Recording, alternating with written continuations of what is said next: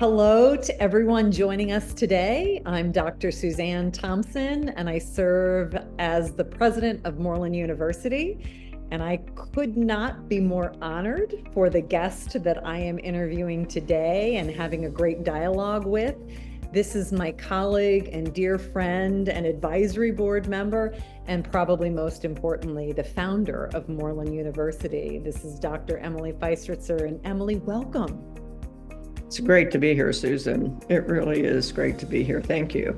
Oh my gosh, it's my pleasure. I was so excited for this day, Emily. And Emily, you and I share such a deep, connected passion for teacher preparation and being very innovative in our approach and our thought process about that. So I'm excited to dive into this dialogue today. I'd love for you to share, Emily, with those of us joining this conversation, what was the impetus of your vision to start such an innovative and effective teacher preparation program that exists at Moreland University? Well, the short and quick answer to that is somebody just needed to. But I've been in the field literally all my life. My grandmother, my mother, my aunt taught in one-room schoolhouses before there were even other kinds of schoolhouses. And so I was raised in education. I am a former high school science and math teacher. I've been a teacher educator in a university, et cetera, et cetera, et cetera. But what has driven my whole career, and definitely the building of Teach Now, was recognizing a need for something that at the time didn't exist.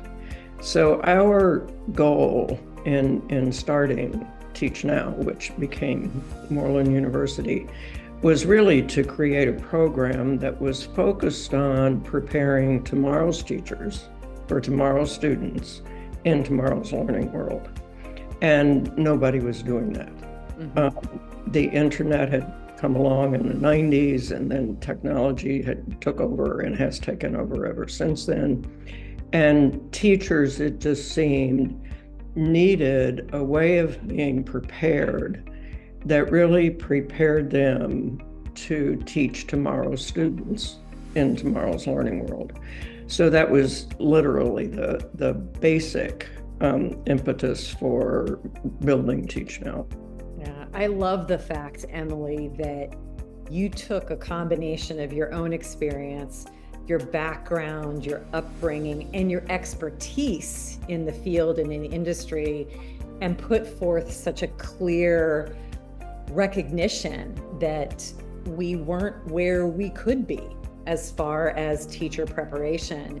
You've heard me say to you, my teacher preparation work was done in the 80s. And while I'm very grateful for the experiences I have, it was a big shock when I hit the classroom for the first time. I had a lot to learn, and something that I really value about the design of the program you created, Emily, and that we continue to carry on at Moreland is the nature of the cohort and adults working and learning together with their faculty members. I have cherished every opportunity over the course of my career in which I've gotten to collaborate with great teachers or great educators or great leaders to be able to problem solve together or grow together or find great solutions. So I'd love for you to talk a little bit about the fact that you and I are both starting to see some observational evidence and some greater movement towards cohort-based learning, that adults working in cohorts, it can really deepen higher order thinking skills, foster a greater sense of community and connectedness in remote or hybrid working or learning environments. But Moreland was founded based on the power of a cohort learning model. Can you share, why was the cohort model so important to you and to high quality teacher training? Well, we really realized that somebody needed to act like nothing had ever existed in teacher preparation, because As I'm sure you already know, I had spent years doing reports and studies on teacher preparation and certification and many, many surveys of teachers. And it was just really clear back in 2011 when we started this that something needed to be created that was completely outside the box. So this wasn't going to school anymore and taking courses in education. So we really did, just a handful of us sit down and say, let's just act like nothing exists. Mm-hmm. We want to create the ideal program for preparing tomorrow's teachers for tomorrow's learning world. And we came up with a concept of it has to be project-based. And if you're doing project-based, if you're doing, another one of our mantras was, we want to create resource-rich problem solvers. So that our definition of a teacher is a resource-rich problem solver whose job is to equip, enable, and empower students to work effectively. So those thoughts and those commitments that we had were really led to project-based collaborative learning. That if you put a group of people in any field together and there's a problem to be solved, they will collectively, if you want to call it a cohort, come up with solutions. So that was the really groundwork for the cohort model that we developed. That makes so much sense, Emily, and a drawing from your wisdom on that, an area that we still get tremendously positive feedback from our candidates is the nature of the project-based work, because they think of it through the lens of it being very relevant to their work. They see what they're learning, they see the direct application of what they're learning to improvements they're able to make in their classroom immediately. So sometimes our candidates say to us, as you probably know, this feels so pertinent to my job. This is having an impact immediately on the children that I'm working with, or it's giving me the tools to feel more confident in the work that I'm doing. And I love the way you define teachers as people who embrace the idea of being resource-rich problem solvers, because every day we walk into the classroom, our children are bringing to us new questions, new dilemmas, while we're also equipping them with the knowledge and the skills to be really high-functioning adults in the world that is ahead of them, that we don't know what it's going to look like exactly. So I love the focus on relevancy and connectedness to what people are actually doing in the role. You and I have also talked about the power and positive potential we see in the thoughtful and effective integration of technology into education to really exponentially foster student learning. Part of Moreland's mission is also creating tech-savvy teachers. What is technology integration and now the power of AI? How does, as we think about putting that to good use, why does that excite you? Well, it excites me because there's, for starters, on a very basic level, there's no alternative. Kids being born today and 10 years ago and 20 years ago were practically born with handheld devices in their hands. So if you're going to teach today's kids who are going to be different, who are different than the ones we'll have even 10 years from now when AI really has taken over, you really have to think about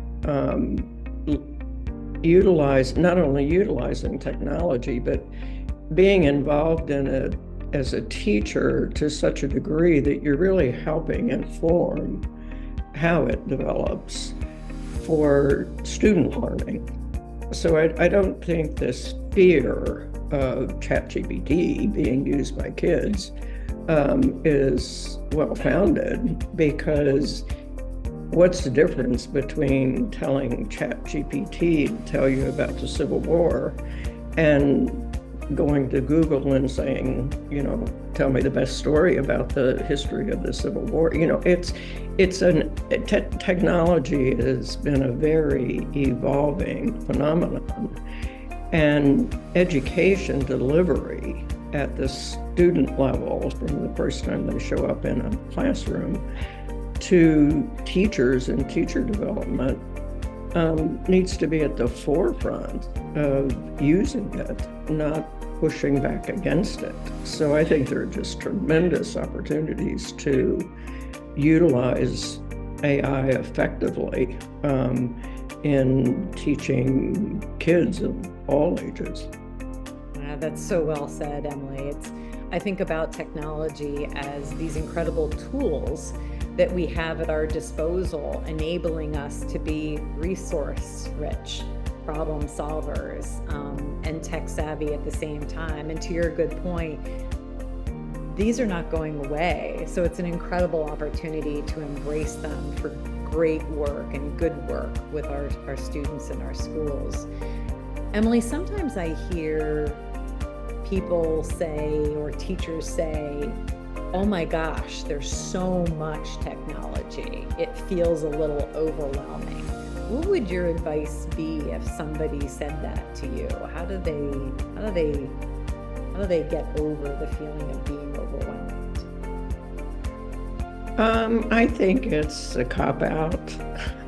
I think it's I think it's an excuse, because what does that really mean? The thought that comes to mind right now is, I have a smart TV. We all have smart TVs. Well, I don't know how to use a smart TV, but I also don't need to know how. I just need to know how to watch what I want to watch on television. So I went back to using cable. So there is so much technology out there, and it changes every day. And when I need some tech help, people tell me go find a 16-year-old. Well, I do, and it gets fixed. So I think for teachers to be afraid of technology or to not want to get involved in it is almost a cop-out, because what is it that you're afraid of? And I think probably ultimately what most of us are afraid of in technology is what we don't know. It's the fear of the unknown. So I think it would be advisable for teachers, and I think it would be advisable for teacher educators, to really get teachers to see it as a solution, and then pick and choose, inform themselves well enough about the technologies that are available to them, and then use what's useful to you and disregard what's not. So this umbrella fear of technology is what needs to be looked at more seriously. That is so well said, Emily. I think in my experience, and something I'm so proud of in the way we've designed and continue to use the cohort model and the power of people working and learning together, is that humans have had a fear of the unknown or fear of being overwhelmed since the beginning of time. Those dynamics are not new. And I think when you learn in an environment that fosters a sense of curiosity and fosters a sense of testing and trying and coming back and sharing what worked and what didn't work, and when you're in a collaborative learning environment, you feel a sense of comfort. You feel a sense of confidence. You feel more comfortable being able to test and try things. And it's something that I love that our faculty foster in the cohorts is they say, go try it. Let's give it a try. And if it didn't work, that is just as important insight for us. And let's come back and talk about that and collaborate about that. But you make such a good point. Let's not be afraid, and let's embrace the relevant project-based nature of our design at Moreland and the power of us learning together so that we can put aside those fears, or we can put aside feeling overwhelmed, and we can embrace the idea of testing or trying. I have to admit, when I was a classroom teacher, the greatest minds that I had the pleasure of working with were often the children in my classroom. If I got stuck on something, my colleagues were amazing too, but oftentimes my own kids in my classroom, I would say, guys, I'm stuck on this, or I think we have a problem. Let's put our heads together. And I think my students always felt empowered by that, and they felt important, and they usually had pretty darn good ideas about how to move forward. So I so appreciate your perspective on that, Emily. Something else that I've always really valued about the way you see the world is that you see the world through the lens of having a global perspective. And you've maintained a strong focus, and so has Moreland maintained a very strong focus on having a global perspective. Why has this always been important to you? Well, we live in a big world. We don't just live in Washington, D.C. or a place, and we are here for a short time. And I think that, we just waste so much energy and so much mental power focusing on the moment where we are. And teaching is so divisive when it comes to the way teachers are prepared. And I know we don't need to get deep into this, but the regulatory bodies play a huge role in what teachers teach and how they teach it, at least historically they have. So you run into all these state by state requirements and school district by school district requirements just within the United States of America. And then when you go abroad, you've got 170 countries that train 69 million teachers. And you've got 50 states in the District of Columbia in the US that train 3.5 million. Think of those two numbers. And teachers are teachers are teachers. It really doesn't matter where you are. And back in the day, before there was technology and easy access to information on the internet, people went to school to learn from the teacher. That's why they went to school. There's a teacher there who knows stuff, and he or she is going to teach you that stuff. Well, those days are long gone, even though many aspects of the education system still act like that's what teachers are for. But teachers are no longer dispensers of knowledge. You don't go to school anymore to learn from the teacher. I had I don't want to get too sidetracked here because I'm a storyteller. I love it, Emily. I had two 10-year-old, a niece and a nephew, a grandniece and a nephew, not just the niece and nephew, but grand ones, who were here at separate times with their parents. And I asked them, what does the teacher do in your classroom? And each of them, going to two separate schools in two different parts of the country, both said they direct us to learning resources on the internet. And it was like, are you kidding me? But this is the world that we live in, and that world is the whole world. And there's no difference fundamentally in what a teacher does in Mozambique than there is in Washington, D.C. And teachers now are no longer dispensers of knowledge. They might be at some levels in college, but teachers are facilitators of learning now. And you just see it all the time. So what this sort of distinction between teaching in the US or teaching in Arizona versus Utah is nonsense. I mean, it just is literally nonsense. Because in those classrooms, what teachers are now doing, and if they're not, they will be soon, is facilitating the learning among kids that they're already doing on their own. That they're already, one of my finance people told me recently that there's an app for 2-year-olds. Wow. To learn. And their kid, and these are like really smart people, go to this app and they're learning how to read, so that, I know you asked a question about global education, but the point of it is this is the world we live in, and it's a big one, and there's no difference. When Teach Now Moreland, we didn't go find the international market. All I cared about was creating a program that prepared tomorrow's teachers for tomorrow's students in tomorrow's learning world, and what the best way to deliver that was. The international market came to Teach Now. It showed up, and it showed up in droves.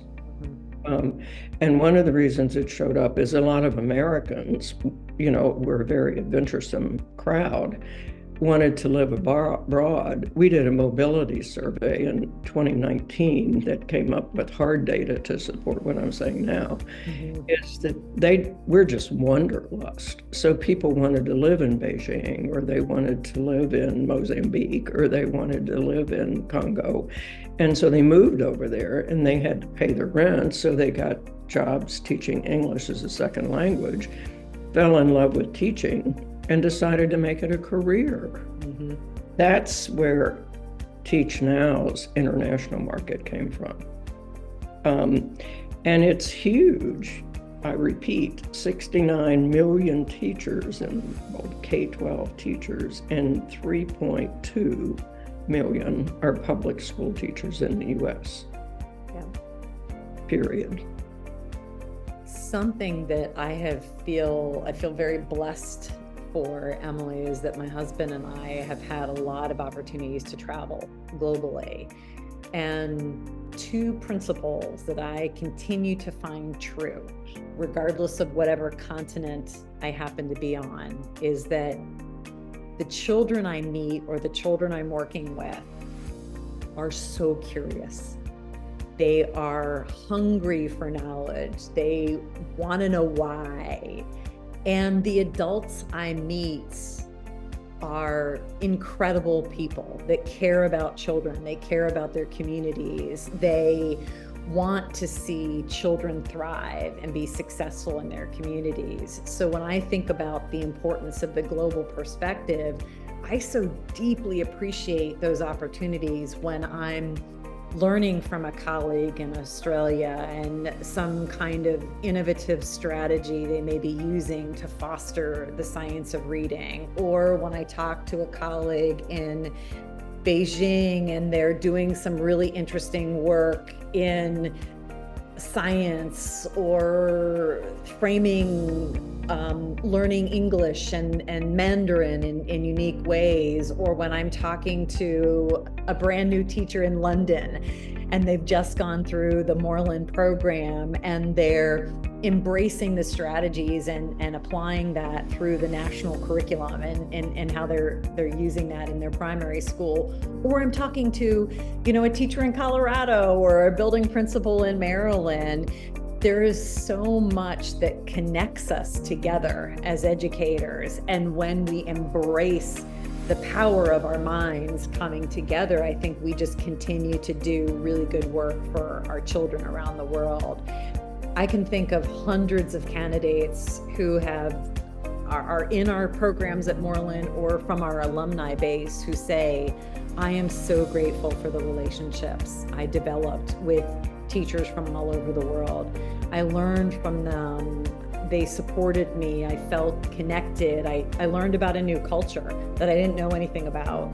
So it becomes such an eye-opening and valuable experience for them. So I'm so deeply appreciative that having a global perspective has always been really, really important to you. Well, and I hear from those people too now, and they're creating all kinds of networks.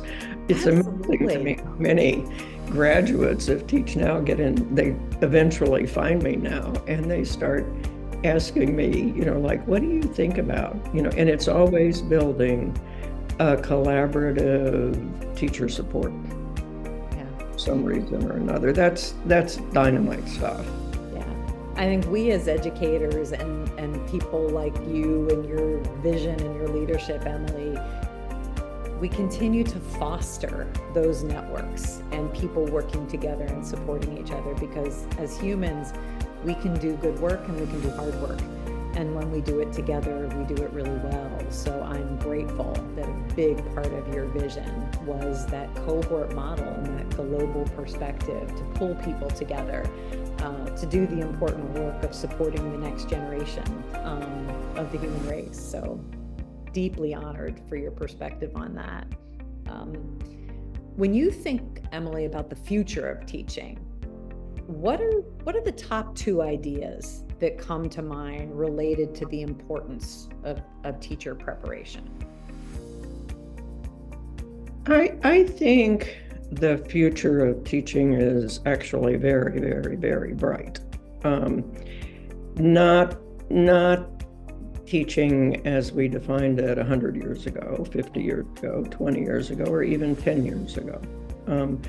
But there are millions of people of all ages who really do want to help young people learn, grow, and develop. And that's the primary criteria for being a successful teacher. Is if you find these people and they're there in droves, and there will be more than we could possibly ever employ. And they really do need to be given opportunities to develop ways that they can implement that passion of helping young people learn, grow, and develop. So as far as teacher preparation is concerned, it needs to keep focused on learning from those people who want to do that work as a teacher. And we've got in this country a long way to go in that regard because of regulatory requirements, like the teacher has to have a bachelor's degree or its equivalent in the subject he or she is teaching. Well, really,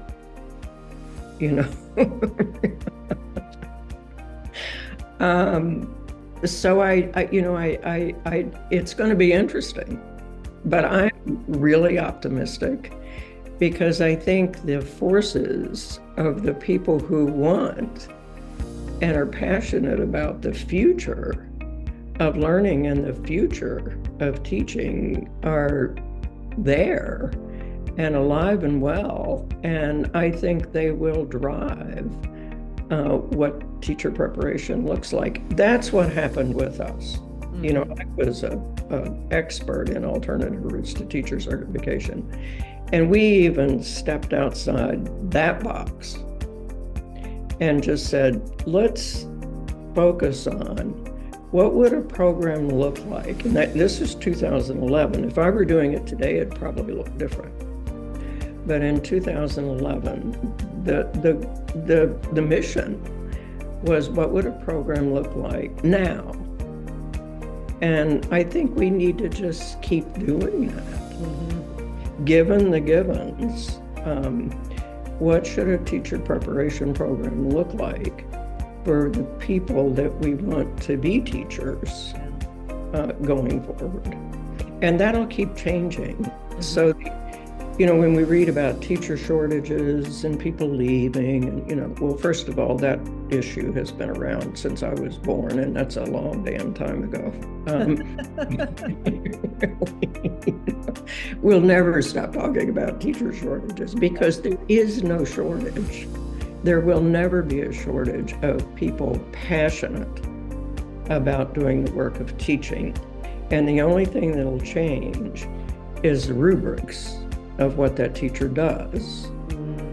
And I think now that teacher is going to more and more be not a knowledge disseminator, not an expert in physics, but somebody who knows enough physics to know how to direct the learner in a high school somewhere, where to go to learn what they don't know. Yeah, I think that's such a fair perspective, Emily, relevant to we continue to evolve. All industries continue to evolve. And the takeaway that I value from this part of our dialogue is that we need to always be looking at how are we preparing people to be successful in the role? How are we thinking about the future of what a teacher needs to be able to know and do to be effective with the children that they're working to support in their learning and their development and their growth? And I consider it an honor and a tremendous responsibility to always be thinking about the future of what are the needs of the children in our world, and what's going to be best for societies and communities to be able to foster a sense of children who are curious and who are capable at digesting the volumes of information that exist in this world, and being literate and feeling confident in facing whether it's the joy-filled moments in their world or their lives, or the challenges that are going to happen in their lives, or bringing brilliant people to the table to solve complex problems that exist here on planet Earth. So I love your focus on continuously holding ourselves responsible for continuous innovation and continuous improvement in the work that we do. And I do think it's going to be interesting to watch the next 10 years to 15 years unfold. And I'm excited that you and I are going to continue to partner, and Moreland's going to continue to be at the forefront of being a thoughtful leader in that space. Emily, if I go back to, for a moment, you did a significant amount of research and studying and data collection before you started Moreland University and Teach Now. If you had to comment on one or two really compelling findings that you found, what would you say?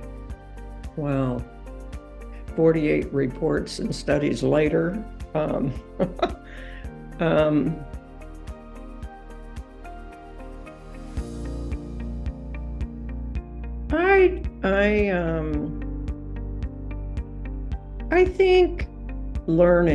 I think the biggest takeaway from, a half a century of research in this field is what I said a few minutes ago. The biggest takeaway is the passion and dedication that teachers come to the profession with.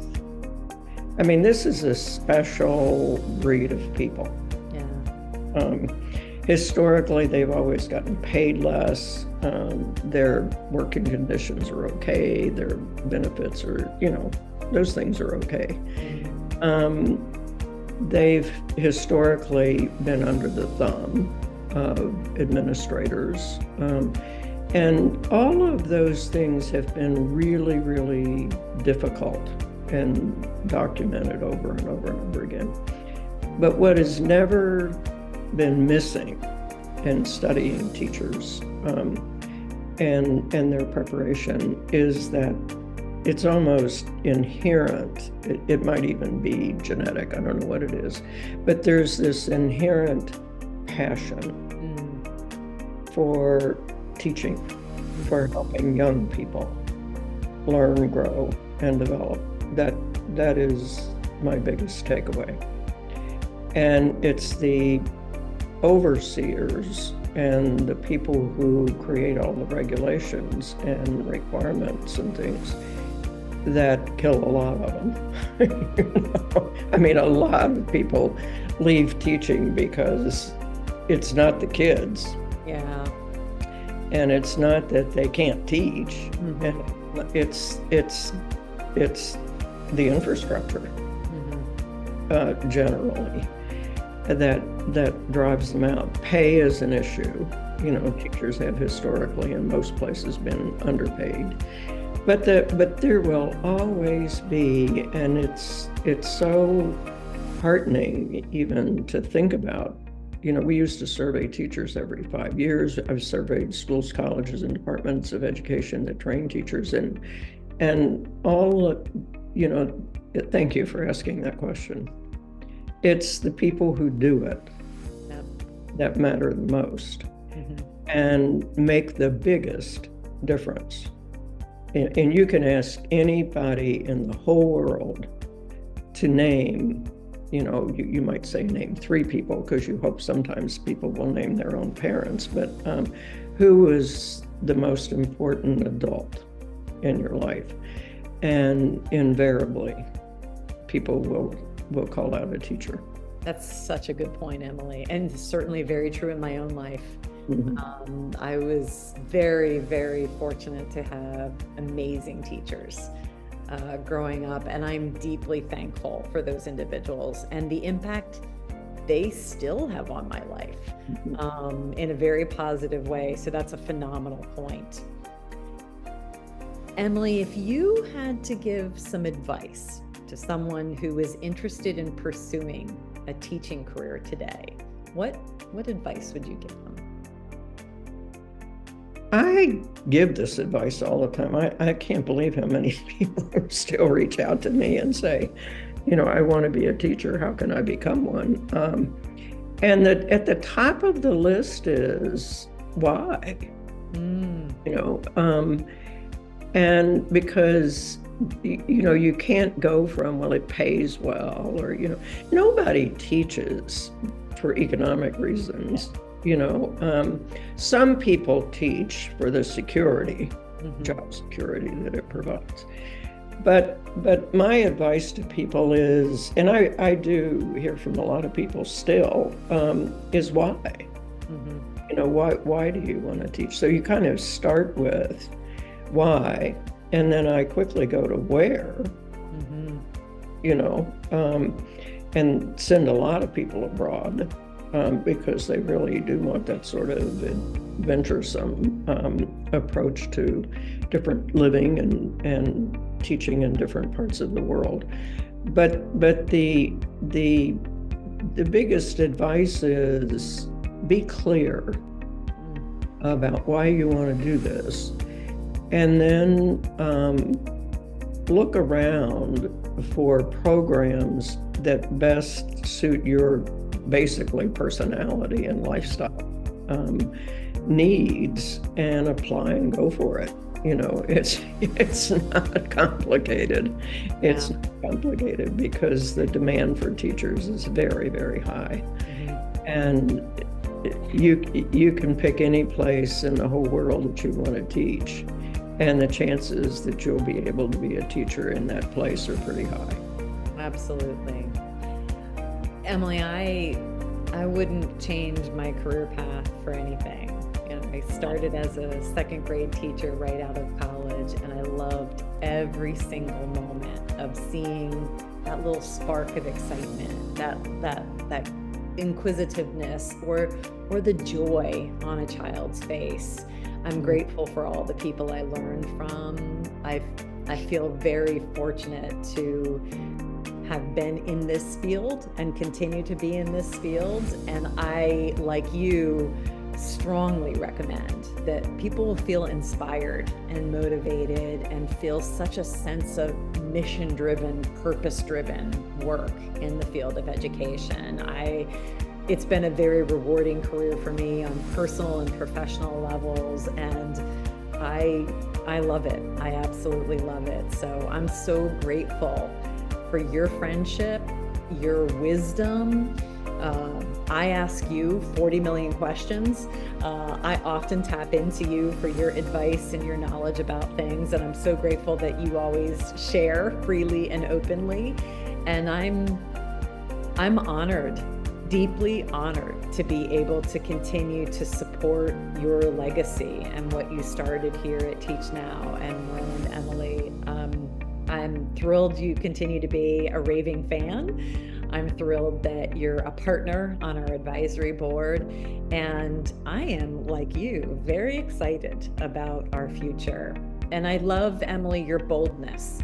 I think that boldness is a very important part of the education industry. And I love the fact that you have never shied away from being bold and focused on what is good and right in the teaching profession, and what makes sense in terms of teacher preparation, and how do we ensure that teachers are feeling equipped and knowledgeable and ready to take on the phenomenal opportunities that are ahead of us as teachers. So I am deeply grateful for your time today, and I look forward to our next conversation. Well, this was great fun, Susan. Thank you.